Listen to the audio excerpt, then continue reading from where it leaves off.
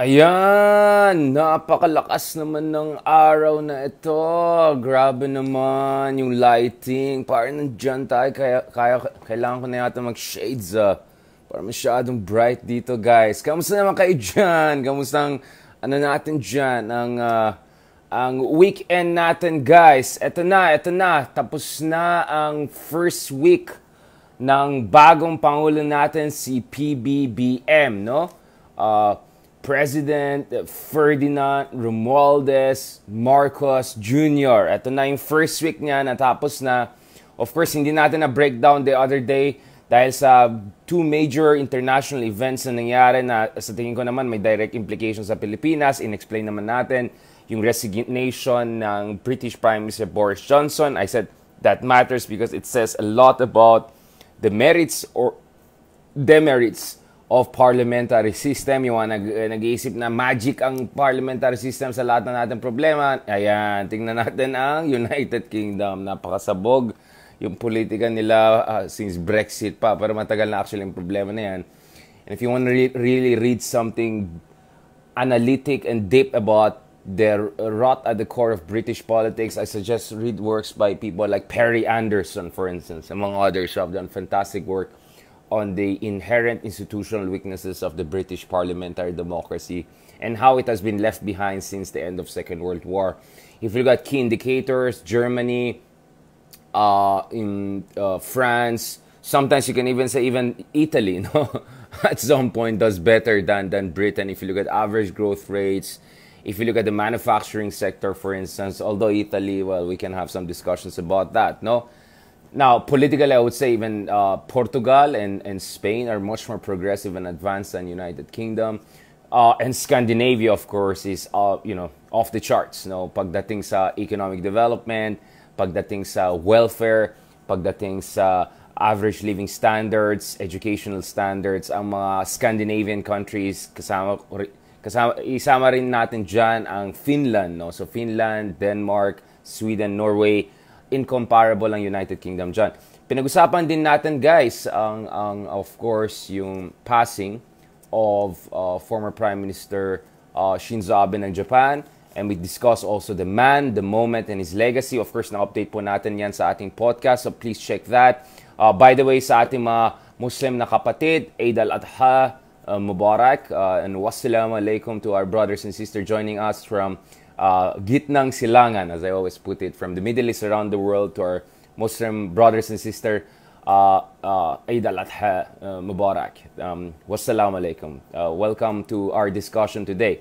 Now, don't worry, hopefully down the road we'll also have discussion about religion among other things, but in a constructive, pluralistic way, no? Of course, dahil ako very diverse ang background ko, and I have all respects for this Abrahamic religions, no?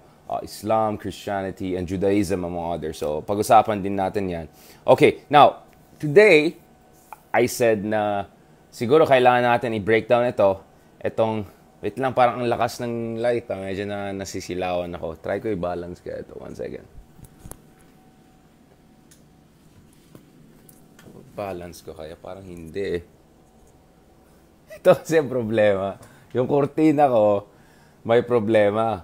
Mahal palitan. Yung meron siyang mekanismo. So, ang ginawa ko, pinaka-cannibalize ko, tinanggal ko yung maayos dun sa isa, nilagay ko dun sa isa, para hindi na ako gagastos sa bagong mechanics. Kasi, so, kumbaga, yung isang kurtina ko, kung binaba mo na siya, di mo siya pwede akyat.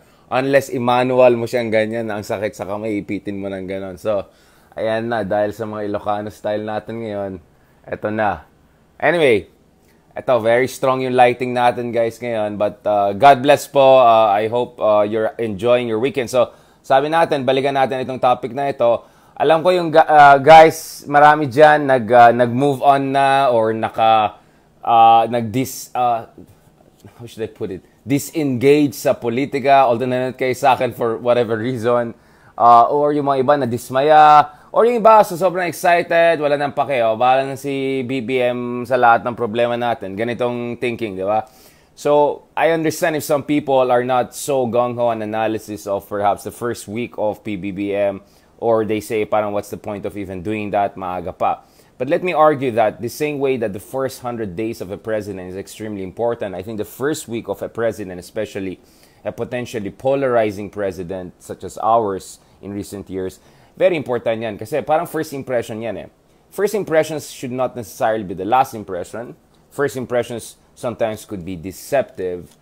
But I think recent history shows us na mahalaga din titignan ano yung mga ginagawa ng isang presidente sa pinaka unang mga araw niya sa pwesto, no? Dahil kung maalala nyo guys, si Pangulong Duterte hindi pa nga nakaupo sa pwesto, no? Hindi pa na-inaugurate. Kompleto kaagad yung kanyang kabinete, para mid-May pa lang, halos kompleto na. Naalala ko din, discuss namin sa TV yan. Tapos yung iba dyan parang, sino to? Parang i-google mo pa, walang lalabas sa Google, sa may mga ungoogleable doon, na mga kumpare niya, kaibigan niya, dormmate niya, kung sino-sino. Okay. Anyway, but the other thing, of course, with President Duterte was napakalakas niya in terms of his emphasis dun sa kanyang campaign main campaign promise or main campaign thrust, which is yung drug war. So, maalala nyo, nung 2016 talaga, nung kakaupo lang ni Pangulong Duterte, grabe, no? Yung iba yung, I mean, you could say sometimes there was almost a dark excitement in the air. Excitement in the sense that, my goodness, you have this man of action there, this populist, some would say demagogue there, who wants to shake up the system, do something radical. At the same time, dark, because I mean, as long as you care for human rights and rule of law and human dignity, right? Biglang, hindi pa nga nakaupo si Pangulong Duterte, eto na, nagsisimula na itong mga alleged EJK issues na yan, diba? Yung violente, naalala nyo guys, yung mga first days pa lang ni Pangulong Duterte, yung coverage ng drug war, yung mga speeches ni Pangulong Duterte. So, if you look at it, President Duterte won less than 40% of the votes within his first few days. He essentially declares a revolt against the political establishment. Kasama din dyan, some would say, yung ating saligang batas, no? In a sense that yung kanyang drug war, for many, many legal experts, is not in consonance with either the text or the spirit of any liberal democratic constitution. But nonetheless, and I remember those days were extremely tense, exciting, anxious, some were scared, some were troubled, some were panicking. Like, grabe, like the atmosphere was just completely charged with all sorts of mixed emotions. I remember very well, I had a lot of mixed emotions. Like, okay, eto na talaga, finally may iba na. At the same time, eto pa talagang tama, my goodness, eto nangyari. And then at the same time, eto na si Pangulong Duterte sending signals on our foreign policy, ganyan. And then talking about federalism, talking about drug war, you know what I'm saying? Attacking US, saying good things about China. So, first days pa lang ni Pangulong Duterte. Kompleto ba, by the way, yung kabinete? Hindi ko alam. May DOH secretary na ba tayo? And DOE? Ayan tayo eh. Yun talagang shock and awe. No? So, if you look at really President Duterte's first days in office, the motto was shock and awe. Right? Very, very clear yun eh. And essentially, that set the tone for the rest of his admin, no? Until the end. Talagang shock and awe strategy ni Pangulong Duterte. Kaya sabi ko, hindi mo pwede ibaliwala yung mga unang araw ng isang presidente. Dahil in many ways, it sets the tone, it sets the precedence, and it shapes the contours and the, essentially, the unfurling and unfolding of an incoming administration. Especially when yung administration mo, yung bagong administration mo, ay hindi lang opposition sa dating administration or anti-incumbent na nanalo sa elections, but in a way, you're presenting it as an anti-establishment, if not revolutionary kind of administration. And that's exactly what President Duterte was trying to portray dun sa administration niya. Now, pagdating dito kay Bongbong Marcos, it's a very interesting situation in a sense that parang, So on one hand, if you look at it, of course, wow, another Marcos is the president. So, my goodness. So, if you're a pro-Marcos, of course, you're super excited. Eto na, babalik na naman tayo sa golden era, Talano, mga ganyan. Alright. Alam na natin, we know the whole 9 yards, diba? If hindi ka rin masyadong benta sa mga, I mean, hindi sila masyadong benta sa'yo, of course, alam din natin, isipin mo, oh my goodness, mga Marcoses na naman, ayan na naman tayo, diba? So, but, look at the first week. 1 week in, Para medyo kampante ang mga tao. I mean, parang tahimik lang sila Lenny, tahimik lang yung opposition. Wala akong nakikitang very wild reactions, walang protest, walang rallies masyado. I mean, yes, there were some rallies, some protests when he won, when he's inaugurated, but more or less parang chill. Medyo tahimik. Tahimik ang sitwasyon. It doesn't have that high charge atmospherics, highly emotionally charged atmospherics na meron kay Pangulong Duterte. And to think, this is a president, on one hand, who had majority support, unlike Duterte and many of our presidents recently. So you would expect a lot of excitement na nanalo siya, na millions will come out in support of him. We don't see much. We don't see much. Parang chill lang. At the same time, marami rin siyang critics at detractors at, how many million ang bumoto kay Lenny? 15 million ang bumoto, more than 25%. You also don't see as much massive reaction and anger, etc., etc. So, I don't know. I mean, soon, guys, I will update you dun sa situation sa Korea, dun sa kanilang bagong presidente, si President Yoon, no? So, I will give you more updates. Abangan. Dun kasi very polarizing elections din nila. And Yoon now will be in power, but the legislature will be more or less controlled by the opposition. So a lot of polarization, protests, etc. I'm expecting there in Korea. Also, yung feminist, anti-feminist kind of polarization, tignan din natin yan. But we'll discuss about that more. Pero dito sa Pilipinas, pansin nyo, parang na-demobilize ang tao. In fact, I can tell you this, guys, ang pansin ko, ito online, walang masyadong interest sa politika, napansin ko. Parang siguro mag-post na lang ako about PlayStation, gano'n, baka mas marami pang interest. Parang may napansin akong demobilization na nangyari. Disengagement and demobilization. I don't know if that's... sabi mga nung isa nagko-comment dito, yung iba daw, nag-migrate na lang. Kung may migrate ka, pwede ka pa rin naman mag-comment dito online, di ba? Yung marami natin mga kamete dyan, sumasali sa atin from all around the world, di ba? So, yun lang, parang relax. Parang relax, Rolex, relax. Or Philip Patek, no? And I don't know, like, how should I say it? A part of me is surprised. Like, a part of me always said, Marcos, you can say everything about the Marcoses, but considering what we had under Duterte, you can argue that actually it's an improvement, right? Some critics would even say that we jumped from fire to the frying pan, right? No. So in a way, it's slight nudging up, right? Although, of course, it's too early to say things. But nonetheless, I was expecting yung opposition will be still in an anger mode. It'll be in all, I don't know, there'll be mobilization, protest, etc., pressure on him, on PCGG, on the victims of martial law, etc. Pero tahimik lang. Now, I understand, meron tayong tradition ng bomb of unity. Kung may bagong presidente, essentially rally around the flag phenomenon, follow the leader and all. But I thought this would be different because you're talking about, a very intensely anti-Marcos camp, supposedly. And yet, you look online, people are kind of chill.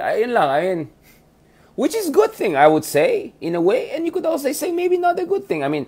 So it's not a good thing if it means that people are losing interest in politics and demobilizing. Because parati ko sinasabi, guys, kung yung mga tao nagmo-mobilize lang sa panahon ng eleksyon and then nagde-demobilize immediately after elections, whether happy sila dahil nanalo yung kanilang manok or, alam mo na, yung iba nakakuha ng or hindi sila happy, depressed sila, hopeless sila, nag-migrate sila, nag-disengage sila. Either case, it's not good. And that's one of my main disagreements I have with President Marcos during his inauguration. And I actually didn't mention it in my analysis of Marcos' inauguration speech. I broke it down. Of course, naalala niyo yung detailed 1 hour, 2 hour breakdown natin ng inauguration in Marcos. Of course, I had to do it after doing all my TV interviews from morning onwards. But one thing I didn't like there is, first of all, there's barely any mention of corruption or human rights or justice. As in, barely. Just go and download yung inauguration speech ni Bongbong Marcos and then, lagay mo sa PDF file, type mo word, corruption. Tingnan mo ilang lalabas. Type mo, justice or injustice. Type mo, human rights. Type mo, rule of law. Ilan ang lalabas na item, no? Now, type mo, unity. wala pang ano ba second paragraph, may tatlo ka nang may tatlo kang makikitang unity, pagkakaisa. Yan naman tayo sa unity na yan, di ba? So, and then my father, meron yon. And then past history, ganon. Hindi ko alam kung Steady Locsin daw nagsulat niyan. I don't know. I mean, there's some pretentious prose there, but I don't think it's Steady Locsin who wrote it, or he's the only person who wrote it. So I don't know. Basta I'm glad na yung bagong DFA secretary natin, hindi ako binablock at medyo mataas ang respeto ko sa kanya, and I suppose it's mutual. But do you get what I'm saying? But the other thing I kind of found strange with the inauguration speech, aside from the fact that there's barely any mention of corruption, good governance, rule of law, injustice, human rights, redistribution, socio-economic justice, I mean, mga ganyan. The other thing is when President Marcos said something like, ano sinabi niya, parang, kami na bahala, chill lang kayo dyan, hindi naman kailangan involved kayo sa politics, kami na bahala, di ba? I mean, I can quote you the exact terms there. May sinabi siyang parang gano'n, parang, kami na bahala, chill lang kayo dyan, steady lang, chill lang, di ba? Yung medyo konyo style, dude, paratol, chung bro, chill lang, steady lang, di ba? Uso pa rin ba yan, or medyo zadi na yan? Yung steady lang, di ba? Yung mga kausap mo, yung mga konyo mong kayo, bro, kamusta naman dyan? Kamusta naman dyan? Steady lang, bro. Mga ganun. Bro, kamusta ng grades mo dyan? Mag-law school ka ba? Steady lang, bro. Yung mga gano'n, may pagka parang unity lang sagot sa lahat. Kalmado lang tayo, di ba? So, eto, yun nga eh. Kalmado. Kalmado ang first week talaga. Sobrang kalmado. Sulat nga natin dyan. So, tama talaga yung sinabi nung election time eh. Kalmado lang tayo. Sa panahon ng ganitong krisis, kalmado lang daw tayo. So, sobrang kalmado. Hindi ko alam kung may DOH secretary pa tayo. Ayan lang. Kaya, ayan na. Tapos ng first week, wala pa rin ano. Baka walang gusto mag-take over nun dahil alam nyo na, diba? Alam na this. Ang daming mga ano dyan sa DOH. Nako po. Ang daming problema kailangan ayusin. Oh. Now, so that's one of the disagreements I had with President Marcos. This idea that leave it to us. Parang kami experts, kami bahala. Steady lang kayo, chill lang kayo. No, I mean, I disagree with that. I mean, because a democracy is supposed to be participatory. Right? Participatory. No? Dapat lahat tayo nag-engage. And how do we engage? Hindi yung nega ka lang parati, hindi lang criticize parati. Kung may magandang ginawa ng gobyerno, suportahan ta ka. Alam mo yung commercial, basta ganyan, supportahan ta ka, yung ganun. Okay. And kung may maling nangyari, you have to point it out and push back against it. No? So parang ganun, diba? Now, the first thing I want to say about Marcos so far, and I think this will hold until the end of his term, whenever that's going to be, is that he's both traditionalist and nostalgist at once. No? He's traditionalist in the sense na he sticks to the script, literally, right? To the speech, to the timing. If you look at how he positions, how he talks, ganun, yung parang ganyan niya, yung parang style ng tatay niya na balagtasan, ganun. Like, everything is, planchado, di ba? And then, tradition is all in the sense that hindi siya nagmumura, hindi siya gumagamit ng, let's say, unorthodox expressions and words. At he tries to, embody the dignity of the office, right? And obviously, you know why that's suddenly different dahil kay Pangulong Duterte, right? Who was everything but the things that I mentioned a while ago. Ang daming ad-lib, hindi mo alam nasaan siya, yung mga speech niya, midnight. Tapos minsan, midnight yung speech, nire-record, nilalabas sa umaga. Parang ano ba talaga? Yung parang labo, di ba? Tapos nagda-drama, ang daming kuda, ang daming discussion, ang daming... I mean, mas malala pa dito sa meta natin yung kanyang digressions. Diba? Dapat talaga influencer talaga yan si tatay. Influencer talaga. Okay. Istorya no? Mahilig mag-istorya no? So, dito hindi. Parang stick to the point. Don't diverge from it. And as I said, if you look at the inauguration speech, it was a kind of a navigational system politics par excellence, in the sense that he touched thorny, divisive issues, Pero in-avoid niya to get deep into it, essentially the rabbit hole. Like for instance, he mentions Ukraine, but he doesn't go into the detail. Because once you get into detail, nako po, ito na naman tayo. He talks about the past and his father, but he doesn't dwell too much on it because he knows it's a rabbit hole again. He can get into trouble, no? So at least dun sa inauguration speech and overall approach niya. And not to mention, gumigising siya na maaga. Diba? I mean, when was the last time we had a president na gumigising na maaga at dumadalo doon sa flag ceremony ng isang event, ng isang public event? Meron na tayo. After ilan years? 6 years? Diba? Ayan tayo eh. Kasi yung isang president na hindi natin alam nasaan. Nasa Davao ba? Nandito pa? Gising na ba? Anong oras na? Diba? Gising sa gabi, tulog sa umaga. Ano ba talaga? Diba? Ito at least nagigising sa umaga, etc. etc. Now, yeah, gets ko Benjamin, sinasabi mo honeymoon. But my point is that yung honeymoon ni Duterte was very different from honeymoon ni PBBM. Do you get what I'm saying? Super chill ito. So, sobrang chill, wala pang DOH secretary. Yung isa naman, napaka-hyper, proactive, all over the place. Nako, yung isa, medyo sabog, gano'n, diba? So, it's a difference. It's a difference. And as I said, what you do in your first 100 days can set the tone, no? For politics. And then nga, napansin ko dun sa first days ni Duterte, lahat nakatutok dun sa TV. Ano yung latest na sasabihin ni Duterte? Ano yung sasabihin niya? Either matutuwa ka, matatawa ka, or tatawanan mo, or matatakot ka, or nakakabahala, di ba? Yung iba't ibang emotions. Dito parang chill lang mga tao eh. Yung level of engagement, I can see it, guys. I mean, I can mag-analytics kami, nakikita namin talagang yung level of interest of people in politics and discussion, baksak. Ang laki ng baksak. Parang ni Duterte, ibang class. Same thing actually happened in US. Nung wala na si Trump, yung level of engagement as in baksak. Diba? Kasi biglang boring again, right? So, nakikita namin yan na may parang demobilization and disengagement na nangyari. Now, as I said, yes, there's a honeymoon bomb of unity moment. But at the same time, parang, what's going on here? Diba? So, that's one thing. Now, obviously, there's a nostalgic element also to Marcos. He talks about his father, his achievements of his father, but he doesn't talk about the abuses during the dictatorship years and corruption, etc. He also doesn't mention the fact that 21 years yung presidente na yan compared sa 2 years, 4 years, 6 years yung iba. So, hindi mo ma-compare yung infrastructure accomplishment. And, pinag-usapan na natin yung issue ng infrastructure. It's not only how many infrastructure build, it's also how well they're invested, kung infrastructure na yan ay productive, no?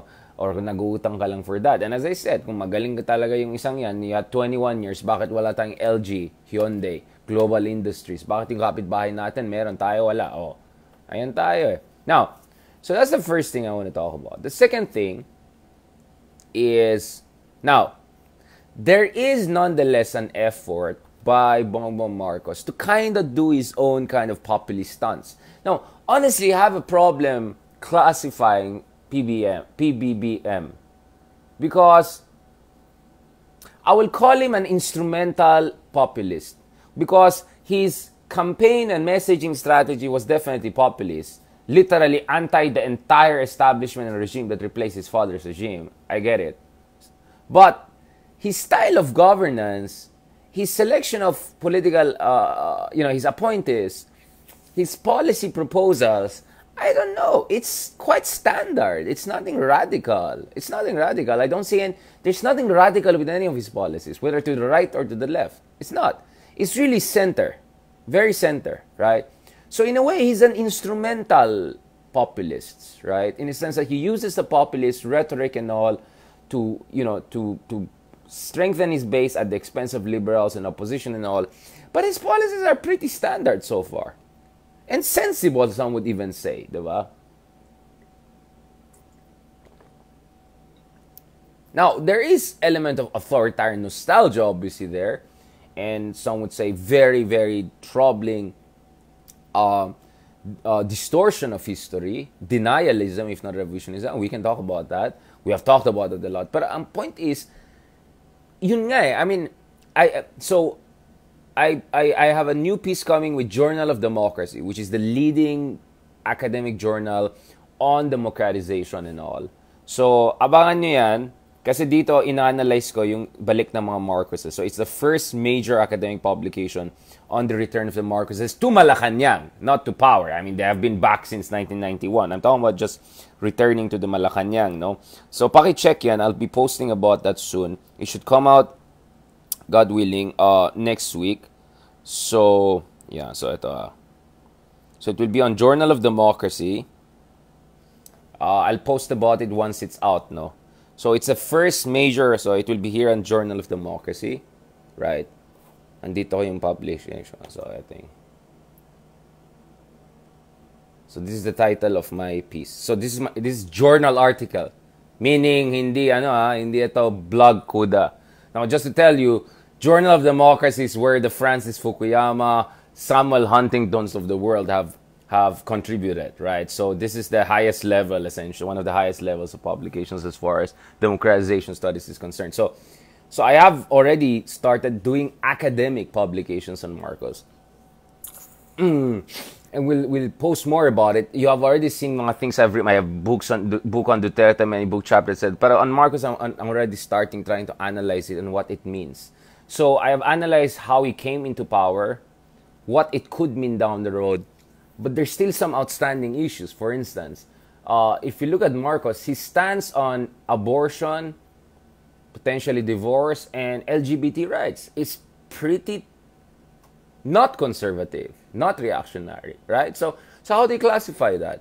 So I've had some discussions with my colleague Lele Claudio on this issue. But my point is that Duterte was also quite liberal on these issues. Kaya nga, ang tawag ko dyan is Peronist populism. So if you're familiar with Peron, who was the former kind of a strongman of Argentina, he had like labor unions and military both supporting him, extreme right and extreme left, right? So that's kind of common in post-Spanish Empire kind of countries, post-colonial countries with Spanish legacy. So Argentina, Philippines, we had this kind of a strongman who are kind of a hodgepodge hybrid. So I don't know, maybe hybrid populist, that's also the other term, that's going to be the term I'm also going to be using for Marcos. But I don't know, he's not, but for me, Marcos is not a consummate populist, unlike President Duterte. President Duterte was consummate populist because he met three standards at once. His style of, his rhetorical style, his mobilization strategy, and his actual policies. Duterte met all three standards of a consummate populist. What I call a consummate populist. Marcos, probably one or two. No? His rhetorical style is not, right? So zero. Hindi siya populist when he talks, right? He's very standard traditional. His campaign strategy, yes, kind of had like elements of nostalgic or authoritarian populism, but a lot of that was also BTS style, TikTok style, pakul style, right? Kind of propaganda and messaging. But on the third level, in terms of his actual policies, hindi sila ganun ka-populist. They're quite standard. So, that's why I don't see him as a consummate populist. Nonetheless, may effort naman si Marcos to be kind of populist and more relatable. Kaya nga, hindi siya nag-hire or appoint ng spokesman. So, he's now effectively his own spokesman. But in the long press conferences he has had, you could say 80%, 90% was pretty steady, right? Steady lang. But may mga faux pas, diba? Or the critics have tried to make something out of supposed faux pas, yung Solgen, whatever issue, and then itong latest sa issue ng inflation, we're not that high. I would have to disagree with that number, ganon. So kaya tuloy, dinala pa si Jokno the next day, explain mo nga sa mga tao, ano ibig sabihin niya, diba? So, but you see my effort, si Marcos, to kind of have his kind of a populist touch of, ako na lang makiusap sa mga tao, hindi ko kailangan ng spokesman, kaya ko to, ako na mag-explain. Pero minsan parang ano to, stock knowledge to, or na-brief ba ito sa topic na ito? Di ba? May mga moments na ganun eh. Right? Now, let me just put it this way. Kung sanay ka parati sa vlogging and then curated lahat and scripted lahat, obviously, it's gonna take some time for you to adjust to the spontaneous press conferences when you can get questions and sometimes challenging questions that are outside the frame of your initial preparation. So for me, this is probably some of the birth pangs of transition into much more spontaneous modes of communication. Na clearly hindi, pag gumagawa ka ng vlog na napakaganda na ginawa ni Direk, kilala natin si yung director gumagawa ng mga vlogs nila, di ba? Yan. Tapos puro mga Tony G Talk style, mga ganon. So, once you're out of that, there'll be some challenges and all. But as I said, to be fair to the president, at least on the issue of inflation, I think he was trying to explain that because a lot of our imports are foreign currency denominated, and currency Philippine currency has depreciated along with other Asian countries in recent months, then automatically our imports of foods and all became expensive. So there's a contribution to the uptick in inflation. Now, of course, some economists will disagree with that, but my point is that that was what he was trying to say. But he tried to over-explain it. Ayan na. Tatay. Kamusta na si tatay kaya ngayon? Alright. So, but the fact that he doesn't have a spokesman shows that he wants to have that kind of direct communication style, my kind of a fireside Rooseveltian approach to communications, presidential communications, right? I mean, the guy who kind of invented the direct communication style is really Roosevelt, right? FDR, not Theodore, but FDR, who started this kind of fireside radio, like every evening or so, he'll talk to the nation directly through the radio. My fellow Americans, today we find ourselves in the midst of tumultuous moments. Mga ganyan style, tapos kausapin mo. So, that kind of populist direct communication has been there with us for almost 100 years, right? So, Bongbong is trying it. Let's see if he can pull it off. So far, may mga faux pas here and there, but I don't think it's significant enough. I think if you watch the entire press cons and the timing, in fairness, hindi midnight, hindi 11 p.m., hindi 1 a.m., hindi recorded from the day before, 2 days ago. But it's live, it's there, people are there, and hopefully, all media will be allowed, hindi lang mga vlogger union and all, at yung mga alam na natin, mga kunyaring alam na des, ayoko na magsalita. Para naman more legit interaction, right? Okay. Now, the third thing I want to talk about is, and I think this will be the last part of our discussion, guys, is that I think there has been, at least in the first week, some sort of course correction. So we see it on two fronts. The first front is foreign policy. Now, if you look at it, one thing I like about this incoming administration, of course, again, as I said, when I say one thing I like, doesn't mean that I'm going to forget about all other issues. Whether good governance issues, victims of martial law, authoritarian nostalgia, denials. Yeah, given yan. So please, naiirita ako dun sa iba na parang, they're just going to pick one thing and then they'll try to point, like, makinig kayo sa sinasabi ko. Ang haba, kaya nga long form tayo eh. Tapos is-splice yun naman, walang ya. Balik tayo dito. Is that, so, Marcos has appointed veterans to lead key strategic and foreign policy positions.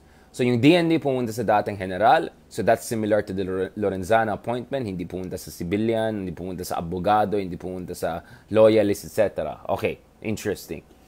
More importantly, sa DFA pumunta ito sa isang career diplomat, hindi yung doormate, hindi yung vice presidential running mate, hindi yung pundit na trying hard na pretentious pros na nagbablock ng tao on Twitter. Hindi, yung legit na diplomat ang nilagay niya dyan. Alright, so that's good. And in fact, this is the first time since 2003 to 4 that we have a career diplomat as our foreign secretary. So that's fantastic. That's very, very good. That for me is course correction. Course correction. Not only from previous, but also the other administrations who relied a lot on political appointees. No? Kung sinong kilala nila or nag-contribute sa campaign, biglang binigyan ng foreign secretary position. Hindi naman pwede yan. Dapat talaga may alam yung taong yan. Trick yan. And the thing I want to also say here is that President Marcos, I think, is engaging in what you could call multi-vectoral foreign policy or multi-vector foreign policy. The idea is you establish strong relations or maintain strong relations with multiple powers simultaneously across different dimensions to maximize strategic benefits but minimize dependence on either of them. And to be able to balance one against the other if in a single dimension there has been a problem, for instance, in terms of territorial disputes, trade disputes, or other sorts of political disagreements around human rights, democracy, and all. Alright? Yan, na-explain ko sa inyo ano yung multi-vector foreign policy. It's a pragmatic, post-ideological approach to foreign policy. I think yan ang ginagawa ni Marcos, or I'm not sure he's consciously doing it, but this is how I can best describe it, no? His approach, which is very different from President Duterte, which is pa-independent kunyari, but actually what is he doing is that he's changing our strategic patron from America to China, and I'm not sure that's the smartest thing, and I'm not even sure he got really much out of it for the country. Saan yung mga big-ticket investments, etc. So, that's something that we have to keep in mind. So, this kind of a multi-vector foreign policy approach whereby we're going to be nice to US, we're going to be nice to China, let's see what we can get. I don't want to rely on any of you. And kung may ginawa yung isang mali, I'll try to balance you by maintaining strong relationship with the other one. And then I'll try to be in White House, in Zhongnanhai, in Japan, all of them. I'll try to visit. I'll not choose one over the other, etc. That's multi-vector foreign policy. Other countries like Kazakhstan have been doing that, for instance, in Central Asia. So Kazakhstan, for instance, is the par excellence case of multi-vector foreign policy, being squeezed in between multiple powers, right? Russia to the west, China to the east, Iran and India to the south, right? And it kind of tries to keep that kind of multi-vector foreign policy. So in a way, the Philippines is kind of in that situation. All right. Now, we also saw course correction, for instance, on the case of Clark, right?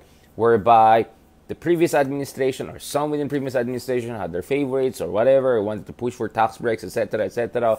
But clearly, Marcos, first day palang comes in, vetoes it, raises national security concerns, environmental security concerns, and fiscal risk concerns to say, no, we're not going to do the special economic zone there. We go with normal operations. And hindi lang kami bara-bara, basa-basa lang. We're going to do review of projects and all to make sure our infrastructure projects are moving in the right direction. Okay, so on that note, ito na po yung first week pa lang, ha? So, I'm not passing a final judgment. I'm just saying, first week, so far, ito po yung mga 3 trend lines we saw. Traditionalist, nostalgic approach to framing of politics and national vision. Second, semi-populist touch or instrumental populism. At least we see that in case of his press con, his approaches to the press con and all. So far, mixed bag. Number 3, course correction on foreign policy, adoption of multi-vector foreign policy. And also, for instance, you had the first major veto on his first day pa lang on the issue of, for instance, infrastructure investments or the special economic zone, for instance, issue in Clark. Kasi related lahat yan. So let's see in the coming weeks, what will be the updates on the Department of Agriculture? He is the secretary of that department after all. Updates on DOH. Wala pa tayong DOH secretary. So let's see. We're gonna still do more analysis. Let's see also PCGG. Parang na-abolish yata yung Anti-Corruption Presidential Commission. We'll have some updates about that. So thank you very much. So far, yun po yung analysis natin for this. Thank you muna man tayo dyan bago tayo mag-move on sa ating buhay. Let me thank Robin. Thank you very much for joining us. Thank you kay Fenny San Miguel. Thank you, ma'am. Good afternoon din po.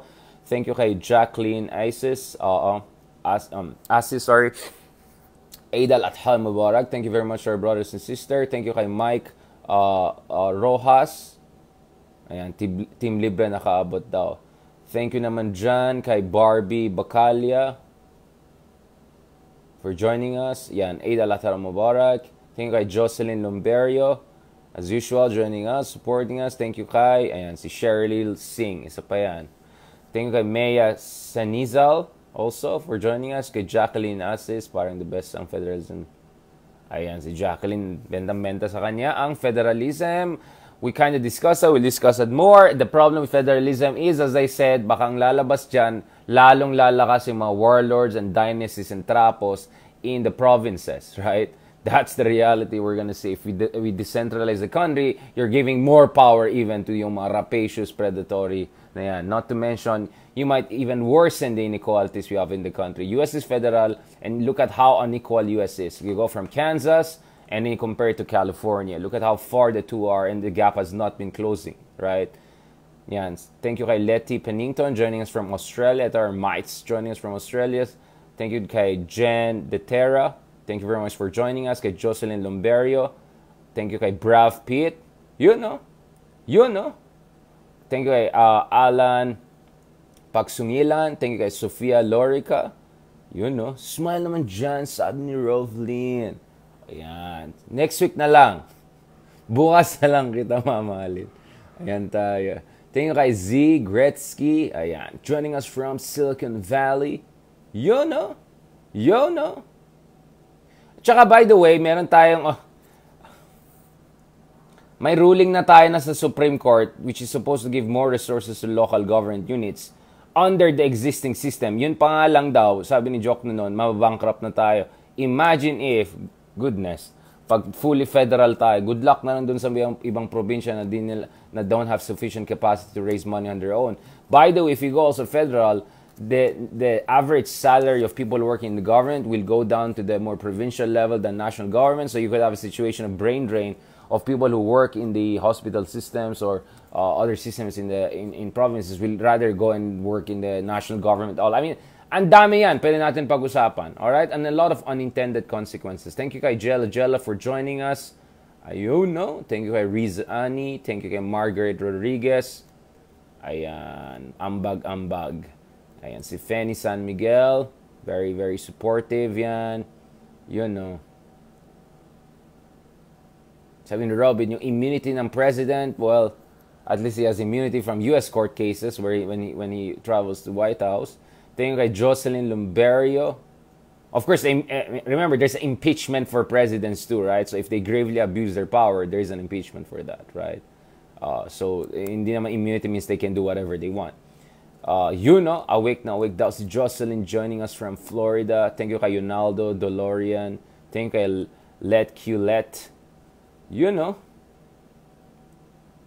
Ayan, si Brad Pitt, nag-aaway na sila ni Jacqueline. Mamaya na natin pagbalikan niya. Thank you kay Patricia Ang, thank you kay Santos Ilren, thank you kay Elias Eliaho, thank you kay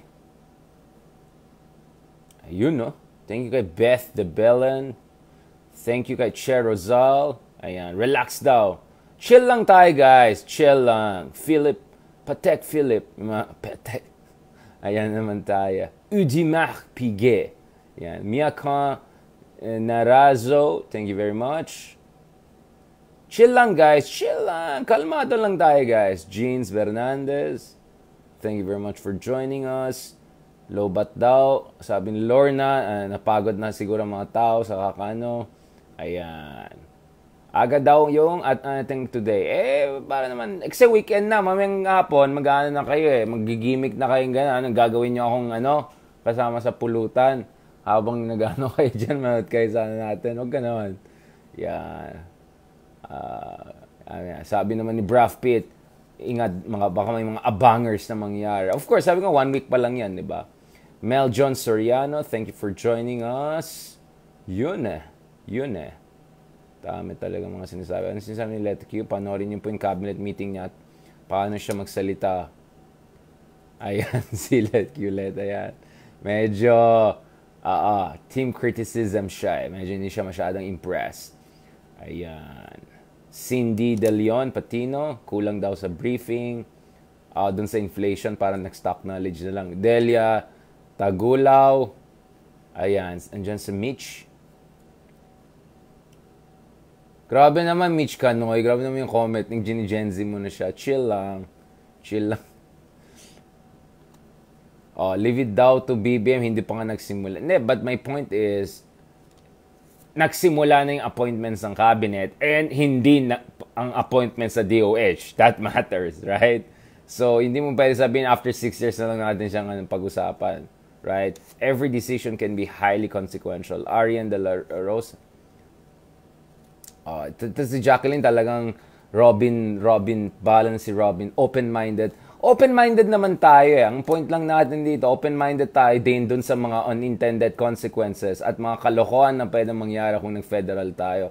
Huwag lang tayo open-minded dun sa mga bola at yung mga budul-budul na arguments. Alright? Yun lang naman sa. When you say open-minded, you also have to look at the potential risks. And by the way, mahal mag-constitutional change. So if wag kayo magbasa ng mga bloggers and mga trashy people who don't know anything. Look at the studies done by government think tanks, by UP public administration experts and others, says that hundreds of billions of pesos ang gagastos natin just to make adjustments in our bureaucracy and create new government institutions, alright? And then, mamaya, meron ka bang federal tax, state tax, naku po, kung yung nasa border ng dalawang state, mag-aaway-aaway pa, komplikado pang federal government, alright? Huwag natin romanticize yan. Dapat ngang gawin natin, palakasin natin yung estado natin ngayon at ayusin natin yung LGU, Local Government Code, yung devolution, decentralization, yung recent ruling ng Supreme Court sa sa revenue sharing with LGU, hindi pa naayos na mabuti yan. So yan, lahat yan dapat tingnan natin na mabuti. Huwag tayong bara-bara eh. Naman tayong mga 3 to 6 months tayo ni Tatay Digong. Alright. Kamusta kay Aizal Armenia? Thank you for joining us. Thank you kay Ray. Ayan. Open-minded naman kami. Kaya nga nag-aaral po kami ng mabuti. Hindi kami nagpapadala sa mga budol-budol na vlogger. Alright. Tingnan mo, dun sa mga pinaka... for every one scholar you find me, I can give you 100 leading scholars na may H-index na double digit who are raising their eyebrows, diba? Mia Fresnido, yung mga ibang scholar na kunyari pa federal, wala namang publication mga yan eh. Or mga publication yan, hindi naman high quality, wala nga silang Google Scholar, anything like that eh. Alright, Tere Sawai, thank you very much. Antoinette. Marie Antoinette. Oh, Mademoiselle. Thank you for joining us. Eunice Babalcon. Ayan, ang dami yung kuda, no? Weekend na weekend. Ayan. Parang nawala ng, yung bigas na daw. Hindi pa impression ng bigas. Makanan na. Ano na daw? Late daw, sabi ni Angeline Simos. Okay lang yan, Simons. I-update naman natin. Ayan, sabi ni Mitch, maganda daw ang meta natin today. Mga supporters natin. Sabi naman ni na may content, hindi naman. Guys, wag naman natin, i-dismiss lahat as trolls, okay? Secretary of DOH daw, sabi ni Brad Pitt, unity na lang ang sagot. Basta unity tayo, guys. Daming kuda mga tao ngayon, Ang dami niyang kuda. Ayun, ang daming kuda. Ayan, Cecilia Buenafe, thank you very much for joining us. Camille DiCerlo, thank you very much for joining us. Thank you very much kay Meljon Andrew Soriano. Ayan, merci. Ayan, Mitch Canoy, may magic word. Ba't daming Mitch dito? Mitch versus Mitch. Or Mitch plus Mitch. Parang kayo na lang mag-usap, sige. Meron na iba dyan, sila lang nag-usap, di na nakikinig sa akin. Alam mo yung mga sa classroom, may dalawang bibo, sila na nag-usap, di na nakikinig sa classroom. Ayan tayo Ayan, sabi ni Isa, Junior is not a good communicator. Oy, wag naman kayo ganon. Kumpara naman kay Tatay. Diba? Ayan. Oh, sabi ni Jacqueline, dati akong dilawan. Wag na tayo magganyan, guys. Wag na natin i-label sarili natin. Although once in a while, pag naiirita ako, may i-label ako. Pero, wala lang dilawan sa atin dito. Kung dilawan tayo, hindi na tayo nag-usap. Di rin tayo, dito, mga fanatic din dito. Kaya nga tayo nag-usap na mabuti, di ba? Oh, basta walang fanatic dito, guys. Whether this side or that side. Thank you kay Riz Annie for your support again. Yan, si Justin Lumberio, sabi niya, another informative analysis again. Thank you. Have a restful weekend. Muchas gracias. Thank you very much to you also, Senora. Sabi Mary Michelle Mancita, let's wait in the coming weeks and months if he'll really be a good leader. Oh, so hindi ko naman sinabi good leader siya. I'm just analyzing saan papunta or ano mga key appointments. The fact na wala pa tayong DOH secretary says a lot. Diba? Eunice Babalcon, or the fact that meron tayong first career secretary sa DFA also says a lot. Right? Yun ang sinasabi ko dyan eh. Oh, basta Jacqueline this is what I'll assure you. I have looked at pros and cons of every major policy issue affecting this country. Kaya nagsisalita ako dito. Nagsusulat po tayo, nag-research po tayo. Alright? Every issue, single important issue, you can think about, I have thought about it, I've written on it, I've researched about it. So we're more than open-minded. We are well-researched and well-prepared. So instead of open-minded, we have to research, study, authoritative. Hindi blogger, hindi vlogger, hindi vlogger, right? Hindi talano, hindi malano, hindi Oy, yung isang yung isang union guy. Alam niyo yun na sinasabi ko. Ginawa ka daw sila pulutan. Walang iya. Diniscuss ko lang naman nila, anong kuda nila. Magmamalakan yung pa silang nila. Ayan, yung Mandanas ruling. Tama, Eunice Babalcon. Ayan pangalan, Jacqueline, basahin mo yung Mandanas ruling ng Supreme Court at basahin mo yung response ni Jokno. Basahin mo din yung take ni Carl Chua nung nasa DOF pa siya doon sa federalism proposal.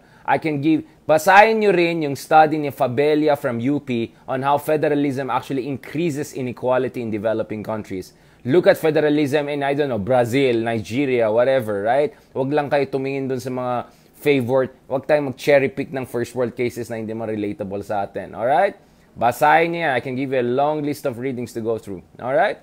Arnel Bisnar. So, open-minded tayo. Magbasa tayo. Magbasa tayo na mabuti. Salamat kay Katrina Paladin Frias. Okay. Anyway, thank you for coming here because I know you're coming here to learn.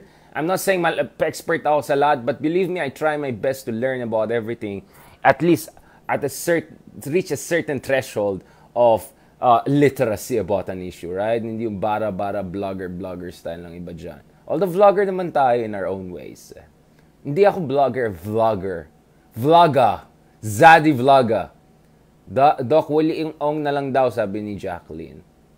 May pinipili nga silang dalawa na expert na nandun na sa loob. Yung mga tao na have been handling. Tsaka mga top-level doctors, experts. Hindi vloggers, alright? Let's wait na. Yung isa kasi nag-no. Tapos ngayon parang nag-yes na siya kaya ang gulo. Tapos yung kay Salvana, hindi ko alam dyan. Bahala kayo dyan. Ayan. Thank you kay Alan Pagsulingan. Salamat po for your support. Salamat din kay Naomi Tablare. Ayun, no? Salamat po. Thank you very much. God bless you guys. Thank you. Eid al-Adha Mubarak to our Muslim brothers and sister. Ayan. Thank you very much. Have a good day, guys. Magka-catch up pa tayo dyan. May mayor pa tayo dyan. Mayor pala si Ma'am Eunice. Ayan tayo. Mayor rin pala tayo. Thank you so much din sa inyo. Thank you so much din sa iyo kay Mary Mansita. Muchas gracias. Shukran habibi. Habibati. Eid al-Adha Mubarak. God bless and see you guys, God willing, on Monday. Alright? So, may mga updates tayong gagawin from all around the world soon, God willing. So, abangan. Thank you very much. So, tomorrow will be Sabbath day. So, magpahinga na kayo. Wag muna tayo magpolitika. But please, pagdating next week ha, wag na kayo mag-disengage. Baka BTS lang anuin nyo. Wala na nga yung BTS. Pati BTS na nga. Nag-ano na sila, di ba? Nag-cool off na sila. Yan tayo eh. Alright, see you guys. Alright, see you on Monday. For now, Eid Mubarak, Eid al-Adha Mubarak. God bless. See you soon, inshallah.